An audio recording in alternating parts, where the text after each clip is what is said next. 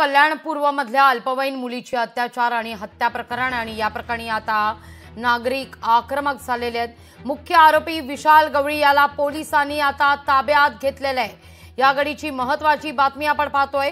शेगाव वरून आरोपीला पोलिसांनी ताब्यात घेतलंय।